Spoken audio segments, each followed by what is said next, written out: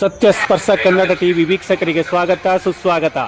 ಗ್ರಾಮೀಣ ಭಾಗದ ರೋಗಿಗಳನ್ನು ಪ್ರೀತಿ ವಿಶ್ವಾಸದಿಂದ ಕಾಣುವ ಮೂಲಕ ಅವರಿಗೆ ಕೈಗೆ ಎಟಕುವ ದರದಲ್ಲಿ ಚಿಕಿತ್ಸೆ ನೀಡುವ ಕೆಲಸವನ್ನು ಖಾಸಗಿ ಆಸ್ಪತ್ರೆಗಳು ಮಾಡಬೇಕು ಎಂದು ಮಾಜಿ ಶಾಸಕ ಸಿಎಸ್ ಪುಟ್ಟರಾಜು ಕಿವಿಮಾತು ಹೇಳಿದರು. ಪಟ್ಟಣದ ಲಕ್ಷ್ಮಿ ಆಸ್ಪತ್ರೆಯಲ್ಲಿ ನೂತನ ಶಸ್ತ್ರಚಿಕಿತ್ಸಾ ಘಟಕವನ್ನು ಉದ್ಘಾಟಿಸಿ ಅವರು ಮಾತನಾಡಿದರು.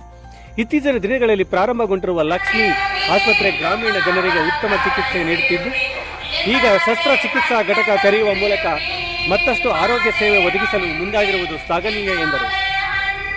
ಲಕ್ಷ್ಮಿ ಆಸ್ಪತ್ರೆಯಲ್ಲಿ ಈವರೆಗೆ 180 ರೋಗಿಗಳು ಗುಣಮುಖರಾಗಿದ್ದಾರೆ. 1000ಕ್ಕಿಂತಲೂ ಹೆಚ್ಚಿನ ಹೊರ ರೋಗಿಗಳು ದಾಖಲಾಗಿದ್ದು 60ಕ್ಕೂ ಹೆಚ್ಚು ಚಿಕಿತ್ಸೆ ನಡೆಸಲಾಗಿದೆ. ಗ್ರಾಮೀಣ ಜನರಿಗೆ ಕಡಿಮೆ ದರದಲ್ಲಿ ಉತ್ತಮ ಗುಣಮಟ್ಟದ ಚಿಕಿತ್ಸೆ ಕೊಡಬೇಕೆಂಬುದು ನಮ್ಮ ಆಸ್ಪತ್ರೆಯ ಏಕೈಕ ಉದ್ದೇಶವಾಗಿದೆ ಎಂದು ಡಾಕ್ಟರ್ ಚೇತನ್ ತಿಳಿಸಿದರು. ಆಸ್ಪತ್ರೆಯಲ್ಲಿ ಸದ್ಯ ಮೊಣಕಾಲು ಬದಲಾವಣೆ, ಶಸ್ತ್ರಚಿಕಿತ್ಸೆ, ಬೆನ್ನುಮೂಳೆ ಚಿಕಿತ್ಸೆ, ಭುಜದ ಚಿಕಿತ್ಸೆ, ಮೆದುಳು ಚಿಕಿತ್ಸೆ, ಗ್ಯಾಸ್ಟ್ರೋ ಶಸ್ತ್ರಚಿಕಿತ್ಸೆ, ಮಹಿಳಾ ಹೆರಿಗೆ ಹಾಗೂ ಗೈನಕಾಲಜಿ ಸೇವೆಗಳು, ಟ್ರಾಮಾ ಮತ್ತು ತುರ್ತು ಚಿಕಿತ್ಸೆ, ಪ್ರಮುಖ ಶಸ್ತ್ರಚಿಕಿತ್ಸೆಗಳು, ಅತ್ಯಾಧುನಿಕ ಡಯಾಗ್ನೋಸ್ಟಿಕ್ ಮತ್ತು ರೇಡಿಯಾಲಜಿ ಸೇವೆಗಳು, ಸಿಟಿ ಸ್ಕ್ಯಾನಿಂಗ್ ಸೇವೆಗಳು ಸೇರಿದಂತೆ ಇತರೆ ಸೇವೆಗಳು ಲಭ್ಯವಿದ್ದು ಬಿಪಿಎಲ್ ಯಶಸ್ವಿನಿ ಎಬಿಆರ್ಕೆ ವ್ಯಾಪ್ತಿಗೆ ಒಳಪಟ್ಟಿವೆ ಎಂದು ವಿವರಿಸಿದರು.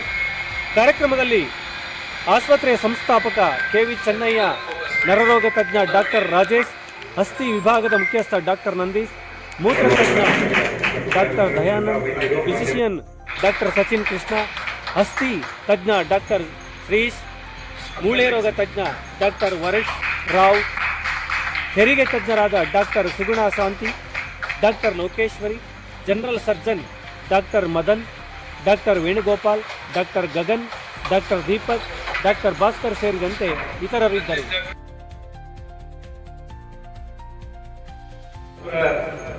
ಜನರ ಭಾಗ್ಯ ಅಂತ ಹೇಳಬೇಕು. ಎಂತೆಂಥ ಡಾಕ್ಟರ್ಗಳು ನಿಮ್ಮ ಮುಂದೆ ಕೂತಿದ್ದಾರೆ ಅಂತ ಹೇಳಿದ್ರೆ ಇವ್ರನ್ನ ನೀವು ಹುಡುಕೊಂಡು ಅಪಾಯಿಂಟ್ಮೆಂಟ್ ತಗೊಂಡು ಮೈಸೂರು ಕಾಯ್ಕೊಂಡು ನಿಂತ್ಕೋಬೇಕು.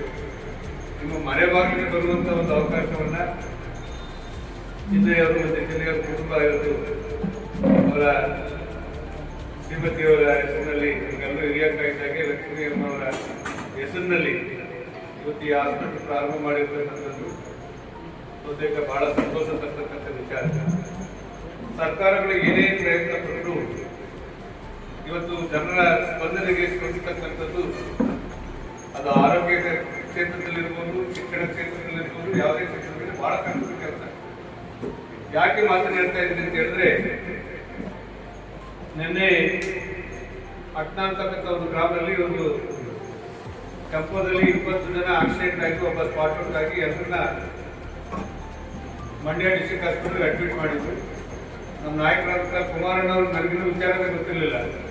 ಅವ್ರ ವಿಚಾರವಾಗಿ ಮನೆ ರಾತ್ರಿ ನನಗೆ 11:00 ಫೋನ್ ಮಾಡಿದ್ರು, ನಿಮಗೆ ಆಕ್ಸಿಡೆಂಟ್ ಆಗಿದೆ ಅಂತ ಇಮಿಡಿಯೇಟ್ ಆಗಿ ನೋಡಿ ಅಂತ. ಒಂದು ವೆರಿಫೈ ಮಾಡ್ಕೊಂಡು ಹೋದಂಥ ಸಂದರ್ಭದಲ್ಲಿ ಗಳಾಗಬೇಕು, 7 ಜನ ನಮ್ಮ ಸ್ಪೆಷಲಿಸ್ಟ್ ಡಾಕ್ಟರ್ಗಳಿರಬೇಕು ಅಂತಕ್ಕಂಥದ್ದನ್ನ ನಾವು ನನ್ನ ಕ್ಷೇತ್ರದಲ್ಲೇ ಚಿಂಚೋಳಿನಲ್ಲಿ, ಶಿವಳ್ಳಿನಲ್ಲಿ ಪ್ರಾರಂಭ ಮಾಡಿದ್ವಿ. ಇವತ್ತು ಬಂದಂತ ಪ್ರಿನ್ಸಿಪಲ್ ಸೆಕ್ರೆಟರಿಗಳಿಗೆ ಹಳ್ಳಿ ಜೀವನದ ಕಷ್ಟವೇ ಗೊತ್ತಿರಲ್ಲ. ಐಎಸ್ ಆಫೀಸರ್ಗಳು ಅವರು ಬಹುತೇಕ ಇದ್ದಂತ CSC ಹಾಸ್ಪಿಟಲ್ಗಳನ್ನ ತಾಲೂಕು ಹಾಸ್ಪಿಟಲ್, ಡಿಸ್ಟ್ರಿಕ್ಟ್ ಹಾಸ್ಪಿಟಲ್ಗೆ ಶಿಫ್ಟ್ ಮಾಡಬೇಕು. ಯಾವುದೇ ಒಬ್ಬ ರೈತ ಕೆಮ್ಮಾಗ್ಲಿ ನೆಗಡಿ ಆಗಲಿ, ಇವತ್ತು ನಮ್ಮ ತಾತ ಮುತ್ತಾತನ ಕಾಲದಲ್ಲಿ ಜ್ವರ ಬಂದ ಉಪಕಾರ ನೆಕ್ಕಿಸ್ಬಿಡಿ ವಾಸಿ ಆಯ್ತು ಇದೊಂದು ಕಾಲಿತ್ತು. ಇವತ್ತು ನಮ್ಮ ಡಾಕ್ಟರ್ಗಳ ಪರಿಸ್ಥಿತಿ ಏನಿದೆ ಅಂದ್ರೆ, ಒಬ್ಬ ಜ್ವರ ಬಂದ್ರೆ ಆ ಜ್ವರ ಯಾವ್ದು ಅಂತ ಇನ್ವೆಸ್ಟಿಗೇಷನ್ ಆಗದೆ ಟ್ರೀಟ್ಮೆಂಟ್ ಕೊಡ್ಲಿಕ್ಕೆ ಆಗೋದಿಲ್ಲ. ಅಂತ ಸ್ಥಿತಿಯಲ್ಲಿ ನಮ್ಮ ಡಾಕ್ಟರ್ಗಳು ಸ್ಪಂದಿಸಿ ಕೆಲಸ ಮಾಡಬೇಕಾಗಿತ್ತು. ಇವತ್ತು ಅತ್ಯುತ್ತಮವಾದಂಥ ರೀತಿಯಲ್ಲಿ ನಮ್ಮ ಲಕ್ಷ್ಮೀ ಆಸ್ಪತ್ರೆ ಜನಸೇವೆಗೋಸ್ಕರ ಇವತ್ತು ಸದಾ ಸಿದ್ಧ ಆಗಿದೆ. ಚಿನ್ನಯ್ಯರು ನಾವೆಲ್ಲ ನಮಗೆ ಚಿನ್ನಯ್ಯರು ಹಿರಿಯ ಸ್ಥಾನದಲ್ಲಿ ಬಹುತೇಕ ಉದ್ಯಮಿಗಳಾಗಿ ನಮ್ಮ ಎಲ್ಲ ಕಷ್ಟಗಳಿಗೆ ಕಾಲದಿಂದ ಜೊತೆಲಿದ್ದಂಥವ್ರು. ನನಗಾದೇ ನಮ್ಮ ರಂಜಿತ್ ಡಾಕ್ಟರ್ ಅವ್ರ ಮಗ ಸುಪುತ್ರರು ರೇಗಿಸ್ತಾ ಇದೆ, ನಾವು ನಮ್ಮ ಕ್ಷೇತ್ರದಲ್ಲಿ ಇಟ್ಕೊಳ್ಳೋಣ ಅಂತ ಅಗತ್ಯ ಶಿಫ್ಟ್ ಮಾಡ್ಕೊಂಡಿರಲ್ಲ ಆರೋಗ್ಯ ಕ್ಷೇತ್ರಕ್ಕೆ ತಂದೆಯವ್ರನ್ನ ಅಂತ ಹೇಳ್ತೀವಿ. ಬಹುತೇಕ ಯಾವತ್ತೂ ಅವರು ದುಡ್ಡಿಗೆ ಬೆಲೆ ಕೊಟ್ಟವರಲ್ಲ, ಯಾವತ್ತೂ ಉದ್ಯಮಿಗಳಾದರೂ ಯಾರೇ ಕಷ್ಟದಲ್ಲಿ ಸಹಾಯ ಮಾಡುವಂಥ ಪರಿಸ್ಥಿತಿ ಬಂದಿದ್ದು. ಬಹುತೇಕ ಅವ್ರು ನಮ್ಮ ತಾಲೂಕಿನವರೇ ಆಗಿ ಇವತ್ತು ಅವ್ರು ದೊಡ್ಡ ಮನಸ್ಸು ಮಾಡಿ ಇಂಥ ಹಾಸ್ಪಿಟಲಲ್ಲಿ ಪ್ರಾರಂಭ ಮಾಡಿರ್ತಕ್ಕಂಥದ್ದು ನಮ್ಮ ಜನರ ಕಷ್ಟಕ್ಕೆ ಸ್ಪಂದಿಸಬೇಕು, ನನ್ನ ಅಡುಗೆ ಸೇವೆ ಈ ಮುಖಾಂತರ ಮಾಡಬೇಕು ಅನ್ನೋ ದೃಷ್ಟಿಯಲ್ಲಿ ಅವರ ಇಡೀ ಕುಟುಂಬ ಇವತ್ತು ಸಜ್ಜಾಗಿ ನಿಂತಿದೆ. ನಮ್ಮ ಗೆಳೆಯ ಚೇತನ್ ಬಿ ಅವರು ಹೆಚ್ಚಿನ ಜವಾಬ್ದಾರಿ ತಗೊಂಡು ಕೆಲಸ ಮಾಡ್ತಾ ಇದ್ದಾರೆ. ನಾನಾದರೂ ಈ ಸಂದರ್ಭದಲ್ಲಿ ಹಿಂದೆ ಮುಖಾಂತರ ನಿಮ್ಮೆಲ್ಲರೂ ಕೇಳ್ಕೊಳ್ತಕ್ಕಂಥದ್ದಿಷ್ಟೇ, ನಮ್ಮ ಜನ ಭಾಳ ಕಷ್ಟದಲ್ಲಿದ್ದಾರೆ. ಬಂದಂಥ ಜನನ ಪ್ರೀತಿ ವಿಶ್ವಾಸದಿಂದ ಅವರಿಗೆ ಆರೈಕೆ ಮಾಡುವಂಥ ಕೆಲಸ ನಮ್ಮ ಲಕ್ಷ್ಮೀ ಆಸ್ಪತ್ರೆ ಮುಖಾಂತರ ಆಗಲಿ ಅಂತೇಳಿ ಇವತ್ತು ದೇವರಲ್ಲಿ ಪ್ರಾರ್ಥನೆ ಮಾಡಿ ಅದನ್ನು ಮಾಡಬೇಕು ಅಂತೇಳಿ ವಿನಂತಿ ಮಾಡಿ ಭಾಳ ಸಂತೋಷದಿಂದ ಈ ಆಸ್ಪತ್ರೆ ಕೆಲವು ಭಾಗಗಳನ್ನು ಪ್ರಾರಂಭ ಮಾಡಲಿಕ್ಕೆ ಎಲ್ಲ ನಾವು ದೀಪಾವಳಿ ಉದ್ಘಾಟನೆ ಮಾಡಿದ್ದೀವಿ. ಯಶಸ್ವಿಯಾಗಿ ನಡೀಲಿ.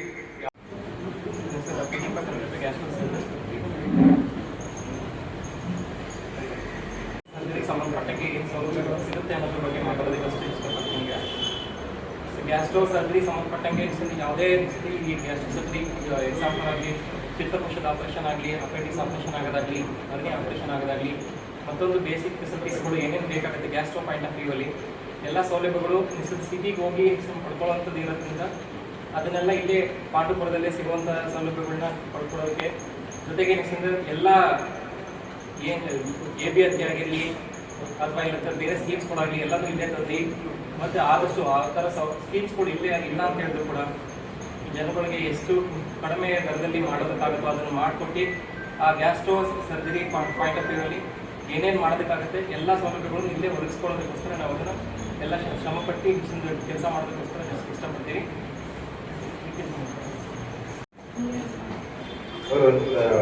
ಸಭಾಧ್ಯಕ್ಷರೇ, ನಾನು ಆರ್ಥೋ ಸಂಬಂಧಿತ ಏನೇನು ಟ್ರೀಟ್ಮೆಂಟ್ ಇಲ್ಲಿ ನಾವು ಮಾಡಿಕೊಳ್ಳಲು ಹಮ್ಮಿಕೊಂಡಿದ್ದೇವೆ ಅಂತ ಹೇಳ್ತೀವಿ. ಫಸ್ಟು ನಾವು ಮಾಡಬೇಕಾದ್ರೆ ಸಣ್ಣ ಒಂದು ಆಪರೇಷನ್ ಥಿಯೇಟರ್ನ ಶುರು ಮಾಡಿದ್ವಿ ಫೆಬ್ರವರಿ 1. ಆಮೇಲೆ ಇಲ್ಲಿ ಜನ ಸ್ಪಂದಿಸಿ ನೋಡ್ತಾ ಇದ್ದ ಆಮೇಲೆ ನಮಗನ್ನಿಸ್ತು ಇಲ್ಲಿ ದೊಡ್ಡ ದೊಡ್ಡ ಆಪರೇಷನ್ಗಳು ಕೂಡ ನಾವು ಇಲ್ಲಿ ಮಾಡ್ಬೋದು, ಅಷ್ಟು ಸ್ಪಂದಿಸ್ತಾ ಇದ್ದಾರೆ ಜನರು ಅಂತಂದರೆ ಇನ್ನೂ ಚೆನ್ನಾಗಿರೋ ಒಂದು ಆಪರೇಷನ್ ಥಿಯೇಟರ್ ನಾವು ತಗೊಂಡ್ಬಂದರೆ ಇಲ್ಲಿ ಚೆನ್ನಾಗಾಗುತ್ತೆ ಅಂತ. ಅದಕ್ಕೋಸ್ಕರ ನಾವು ಮ್ಯಾನೇಜ್ಮೆಂಟು ಮತ್ತು ನಾವು ವೈದ್ಯರು ಎಲ್ಲ ಕೊಡಿ ಒಂದು ಈ ಆಪರೇಷನ್ ಥಿಯೇಟ್ರು ಬಹುಶಃ ನಾನು ನೋಡ್ದಂಗೆ ಮೈಸೂರಲ್ಲಿ ಬೇರೆ ಯಾವುದೇ ಆಸ್ಪತ್ರೆನೂ ಒಂದು ಕಾರ್ಪೊರೇಟ್ ಆಸ್ಪತ್ರೆಯಲ್ಲೂ ಇಷ್ಟು ಚೆನ್ನಾಗಿರೋ ಒಂದು ದೊಡ್ಡ ಆಪರೇಷನ್ ಥಿಯೇಟರ್ ಇಲ್ಲ ಅಂತ ಅನ್ಕೊಳ್ತೀನಿ. ಸೊ ಅಂಥ ದೊಡ್ಡ ಮಾಡ್ಯುಲರ್ ಆಪರೇಷನ್ ಥಿಯೇಟರು ಇಲ್ಲಿಗೆ ಬಂದಿದೆ.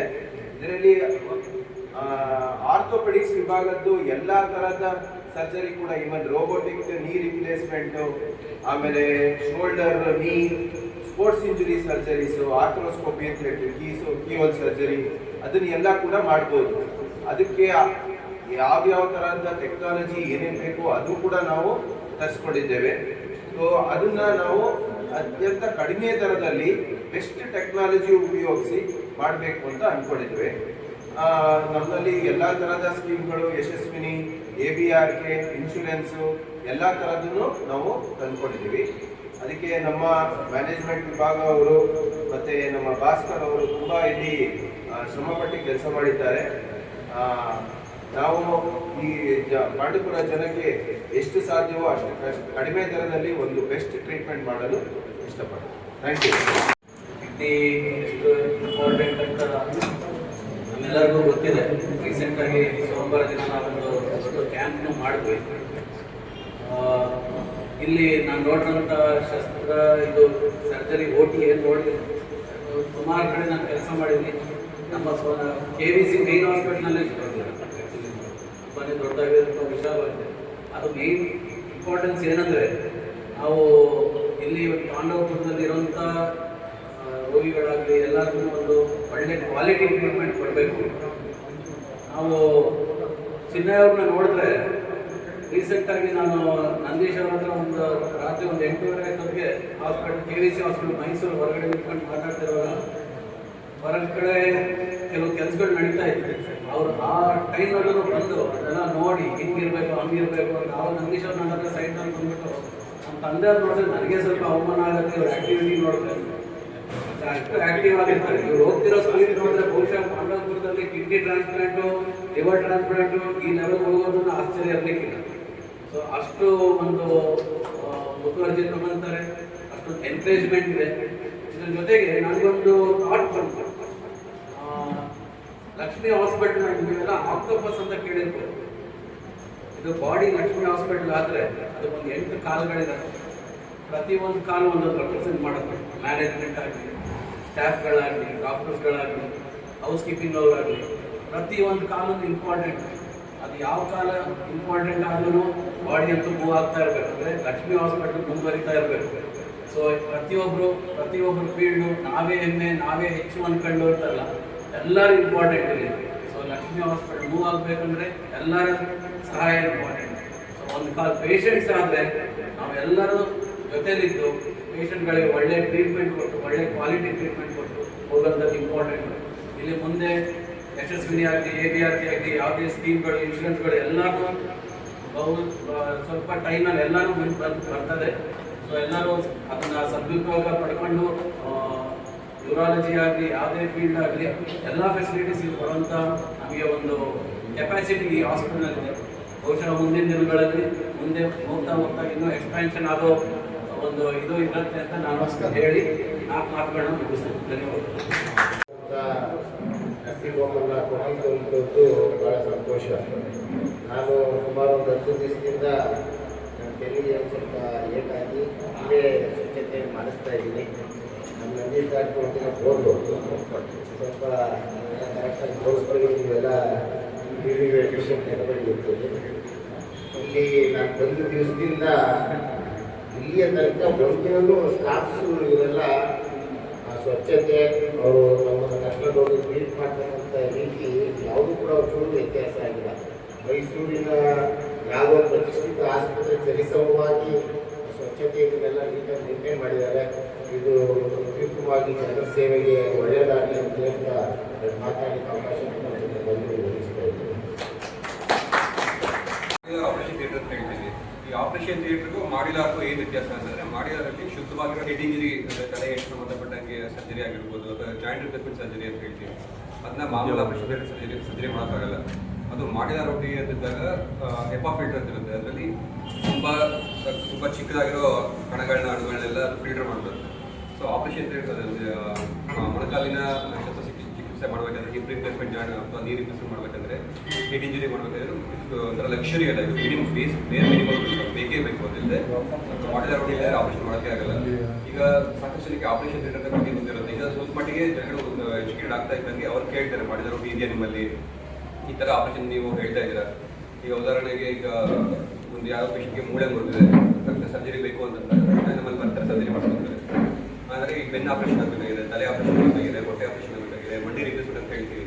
ಅದು ಸಾಕಷ್ಟು ಎಕ್ಸ್ಪೆನ್ಸಿವ್ ಸರ್ಜರಿ ಇರುತ್ತೆ. ಆ ಸರ್ಜರಿ ಮಾಡಿದ್ಮೇಲೆ ಅವರಿಗೆ ಧೈರ್ಯವಾಗಿ ಮಾಡಿಸ್ಕೊಬೋದಾ, ಸರ್ಜರಿ ಮಾಡಿದ್ಮೇಲೆ ಇನ್ಫೆಕ್ಷನ್ ಆಗ್ಬೋದಾ ಅದೆಲ್ಲ ನಿಮಗೆ ಅನುಮಾನ ಇರುತ್ತೆ. ಅದನ್ನು ನಿವಾರಣೆ ಮಾಡೋದಕ್ಕೆ ನಾವು ಮಾಡಿದ ಆಪರೇಷನ್ ಥಿಯೇಟರ್ ಮಾಡಿದ್ದೀವಿ. ಇದರಲ್ಲಿ ಈ ಭಾನುವಾರದಿಂದ ನಾವು ಸ್ಪೋರ್ಟ್ಸ್ ಇಂಜರಿ ಸರ್ಜರೀಸ್ ಎಲ್ಲ ಮಾಡಿದ್ವಿ. ಲಾಸ್ಟ್ ವೀಕು ಸ್ಕಿನ್ ಗ್ರಾಫ್ಟಿಂಗ್ ಅಂತ ಹೇಳ್ತಾ ಸರ್ಜರಿ ಎಲ್ಲ ಮಾಡಿದ್ವಿ. ಆಮೇಲೆ ಕೀ ಹೋಲ್ ಆಪರೇಷನ್ ಅಂತ ಹೇಳ್ತೀವಿ. ಕೀ ಹೋಲ್ ಆಪರೇಷನ್ ಅಂದರೆ laparoscopic surgery, laparoscopic surgery, spine key hole surgery ಅಂತ ಮಾಡ್ತೀವಿ. ಅದೆಲ್ಲ ಇಲ್ಲೇ ಶುರು ಮಾಡ್ತಾ ಇದ್ದೀವಿ. ಆಮೇಲೆ ಈಗ ಯಶಸ್ವಿನಿ ಮತ್ತು ABRKಲಿ ಯಾವ ಸರ್ಜರಿ ಕವರ್ ಆಗಲ್ಲ ಅಂತ ಹೇಳ್ತಾ ಇದ್ದಾರೆ. ನೀವು ಬೇಸಿಕ್ಸ್ ಅಂದರೆ ಎಸೆನ್ಷಿಯಲ್ ಸರ್ವಿಸ್ ಅಂದರೆ ಇವಾಗ ಯಾವುದೋ ಪೇಷಂಟ್ಗೆ ಇವಾಗ ಬೆನ್ ಆಪರೇಷನ್, ಬೆನ್ ಇಲ್ಲದೆ ಅವ್ರು ಓಡೋಕ್ಕಾಗಲ್ಲ, ಕೆಲಸ ಮಾಡೋಕ್ಕಾಗಲ್ಲ. ಕೆಲಸ ಮಾಡ್ಬೇಕಾದ್ರೆ, ಫಾರ್ಮರ್ಸ್ ಕೆಲಸ ಮಾಡ್ಬೇಕಾದ್ರೆ ಇಂಜುರಿ ಆದರೆ ಅವ್ರಿಗೆ ಏನು ಸರ್ಜರಿ ಬೇಕು ಅದೆಲ್ಲ ಯಶಸ್ವಿನಿ ಕವರ್ ಆಗುತ್ತೆ. ಈ ಕಾಸ್ಮೆಟಿಕ್ ಪ್ರೊಸೀಜರ್ಸ್ ಅಂತ ಸೌಂದರ್ಯವರ್ಧಕ ಸರ್ಜರಿ ಅಂತ ಹೇಳ್ತೀವಿ.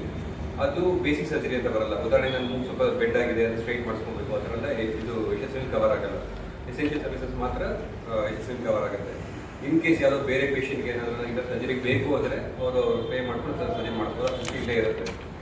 ಮತ್ತು ನಮ್ಮ ಆಸ್ಪತ್ರೆ ನರ್ಸಂಗೆ ಮೇನ್ ರೀಸನ್ ಏನಪ್ಪ ಅಂದರೆ ಎಲ್ಲ ಡಾಕ್ಟರ್ಸ್ ನಮ್ಮ ಸಪೋರ್ಟ್, ನಮ್ಮ ದೀಪಕ್ ಅವರಾಗಿರ್ಬೋದು, ಶ್ರೀ ರಾಜೇಶ್ವರ್ ಆಗಿರ್ಬೋದು, ಸಚಿನ್ ಅವರಾಗಿರ್ಬೋದು, ಇದು ಸಚಿನ್ ಬಂದಿಲ್ಲ, ಅವರೆಲ್ಲ ಅವ್ರ ಸಹಕಾರದಿಂದಲೇ ಮಾಡಿರೋದು.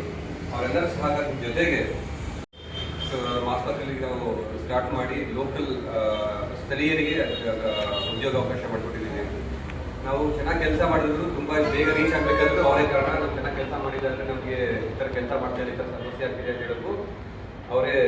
ನಮ್ಮ ನಿಮ್ಮ ಮಧ್ಯದಲ್ಲಿ ಅವರು ಇದ್ದೇ ಇರ್ತಾರೆ, ನಮ್ಮ ಸ್ಟಾಫ್ ಇರ್ತಾರೆ.